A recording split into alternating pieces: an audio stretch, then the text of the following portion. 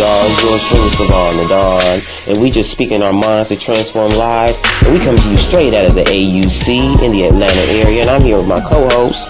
Hey, what's up, y'all? It's your girl Tatiana, aka The Quiet Storm, and you've just tuned into Transparent, where we keep it real, raw, radical, and always transparent.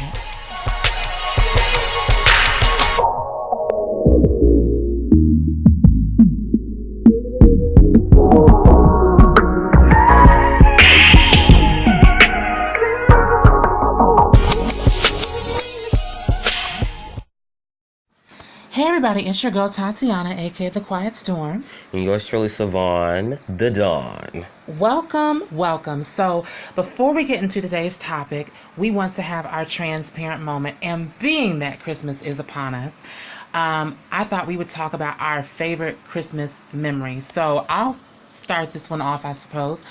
My favorite Christmas memory was, I believe it was 2008. And my little sister, she really wanted a Wii game system. This is when the Wii first got really popular and all this kind of good stuff. So, anyway, we're downstairs. It's stupid early, probably 5, 6 in the morning. Jesus is not even awake. And, so my sister is going through her presents, of course. And at the time, she was probably, I want to say maybe, I don't know, 7 or 8 years old. And all of a sudden, she gets to this big ass present and she opens it and she sees it's a Wii. So in her little 7-year-old voice, she's like, a Wii, a Wii, a Wii. It was the funniest thing. Just the way that she was saying it, how excited she was. And anytime I think about Christmas, that is one of the very first memories that comes to mind is her excitement over that Wii game system, and she was just like too live, So anyway, Savon, what about you? For me, it would probably have to be when I was younger. And you know how, like, when you're younger and you're like you're trying to be like a little bit naughty before Christmas, trying to stay up and see if you can catch Santa Claus in the act of leaving your presents and things of that such. And this is just so happened to be the particular night where I found out that Santa Claus did not exist. And because typically all the times before that, you would wake up, presents would be there the next day, wouldn't be no presents there the night before, you let the cookies out, the whole big shebang. Wait, Santa doesn't exist? You didn't know?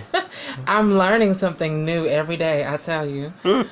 Sorry. Heartbroken. Go ahead. And so anyways, this particular night, of course, I set out the cookies and I set out the milk, and I stay up all night. Yeah. To, see when Santa Claus is going to come. And as I'm staying up in my bed, just laying there, just listening.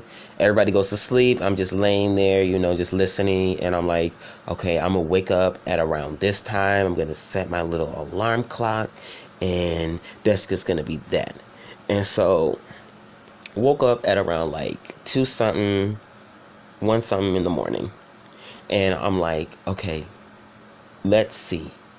Next thing I hear is a little noise going on in the garage. And I'm like, who could possibly be in the garage? And so I walk out, I open up my room door real quietly, and I start sneaking out of my room, tiptoeing to the end of the hall, where whoever coming out the garage can't necessarily see me, but I can see them because, I'm still a small tyke. And who do I see coming out the garage? I saw both my parents coming outside the garage with all them toys. And I'm like, and they heading downstairs to put them all up. It's decorating and everything like they do. Mm-hmm. And I'm like, the cookies and milk is all gone, by the way. And I was like, Wonder who ate that. And so I'm like, oh, well. I didn't let them know that I didn't know that Santa Claus wasn't real, but I did make a list the next year. And I was like, I want this, and this, and I'm gonna make sure that I get it. After that, I knew, I was like, well, it don't really matter if I'm naughty or not, because I'm gonna get presents anyways. Ain't never gonna spill us a clump of coal in my stocking, because we don't even have stockings, first off. And my mama don't want no coal in the house anyways. So that was not ever gonna happen. So that's how I found out Santa Claus didn't exist. But I did, after that moment on, I did wake up a little bit extra earlier to open up all my gifts before they woke up. Well, now that we have learned about the real status of Santa Claus, we want to get into today's topic. And so Black Lives Matter is nothing new. If you're black and you don't know about Black Lives Matter, honey, where have you been? But it is nothing new. But what we really want to focus on today is, you know, when I hear conversations around social justice in the black community, typically it seems that a lot of black people focus on race exclusively as a social justice issue, and very, I'll say infrequently, do they include sexuality, gender identity into the conversation of Black lives.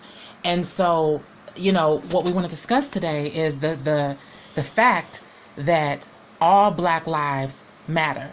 And so we have to really expand our conversation about social justice, about Black lives outside of a racial context, and start to include our LGBTQ, community into that conversation. Because again, if we're going to say that Black lives matter, we have to include all Black lives and not just talk about the parts of social justice that we're comfortable talking about, which typically ends up being race. So, Savon, what are your thoughts on Black Lives Matter and just this whole topic? Well, when talking about Black Lives Matter, yes, all Black lives do matter. But when it comes to the movement itself, it seems, first off, Black Lives Matter was originally founded by 3 queer black women, and I will include their names of the founders in the description or in the about, wherever this is posted. But the thing is, a lot of the time, the thing that has happened to the movement of Black Lives Matter is that originally it was for all black people, and the injustice that happened to all black people systematically, and the violence towards black people as being the primary target in society of injustice. And with that, it went from being that to being more so about the injustices that happened to cisgendered black men and the murders that they incur with police brutality, and excluding things that happen to cis black women, like the 10,000 missing girls in Washington that nobody is really talking about. Black trans men like Kai Peterson, who was who was put in jail for killing his rapist. That's not talked about. The countless murders of black trans women who are murdered by cisgender black men in society, that is not being talked about. But then again, when people want to chant Black Lives Matter, and now and you know these issues to be an issue, is that when people can't use Black Lives Matter as a hashtag to count for things that have happened to them, and they have to use hashtags like Black Women Lives Matter, or Black Trans Lives Matter, or Black Gay Lives Matter, that's when you know that the hashtag Black Lives Matter has been spun and has been constructed into a sense where it's not fulfilling what it was originally to fulfill and purposed to fulfill and to stand for. Yeah, I think that, there is this general sense that when we talk about Black lives, we're talking about a singular type of Black life. But the reality is there are so many intersections that make up who we are. there's the intersection of race and gender and sexuality and faith. And so when we talk about Black lives, we have to think in intersectional terms and not just in a singular context, a one-dimensional context, or else we do homogenize the Black community, so that when we talk about Black Lives Matter, we don't think to include intersections that make us a very diverse and unique community. So, this is a big problem, and I do agree that when we look at hashtags like Black Lives Matter, it has been hijacked to, in many ways, pertain to like I said, a singular type of Black life, or a normalized type of Black life. And there's so many other Black lives that do not feel included in that conversation, and that's a problem. And like I said, I think that, as long as we're talking about, when we get on the topic of social justice, if we talk about social justice in one-dimensional terms, such as race, and we don't include sexuality, and we don't include gender, and we don't include queerness, we're not really talking about holistic social justice. Really, it becomes a very unbalanced type of social justice. So, yeah, there's a lot of things to be worked through when it comes to this. And I'll say this about Black lives, because this is the other thing that we want to talk about. Is Black Lives Matter actually a movement, or is it an uprising? Because I once heard it said that a movement requires sustained leadership and sustained ideology, which Black Lives Matter does not seem to have, so that it's more easily categorized as an uprising. So, I mean, do you think that Black Lives Matter is a movement? Would you call it an uprising? What exactly would you call it? Because to me, it seems kind of mutable. It can apply to different lived experiences in the lives of Black people. So it's very mutable, but can we actually call it a movement? Because in order for something to be moved, doesn't it have to be structured? Like, doesn't it have to have some type of leader? Like I said, sustainable leadership, sustainable ideology. So okay, and being that Black Lives Matter is indeed a leaderless movement, and it has chapters, but it seems the only time you seem to hear about Black Lives Matter is when you're on Twitter or somewhere on social media and you're using the hashtag Black Lives Matter. Yeah, I think, and honestly, maybe it's that way by design. Maybe it is leaderless by design. Maybe it is, I'm not saying that it has to have a very central, highly promoted ideology. I'm not saying that it has to have a prominent leader. But I think that when we say movement, we have certain things in mind. When we say uprising, we have certain things in mind. So I think terminology becomes very important in this conversation so that we know what we're dealing with.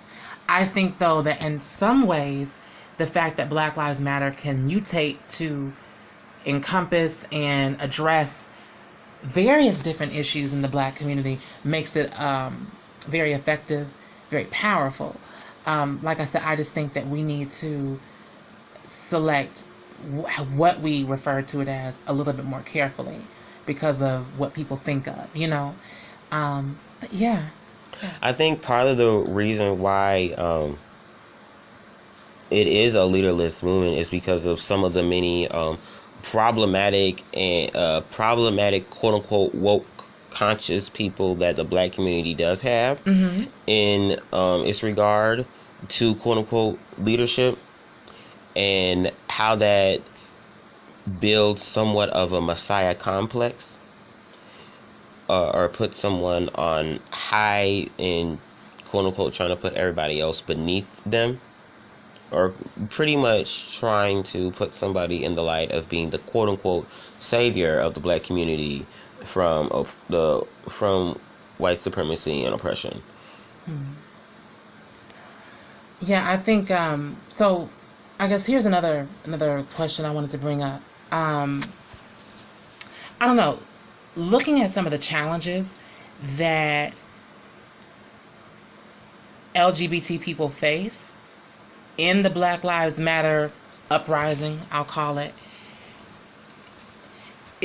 would it be a good decision for the LGBTQ community to form their own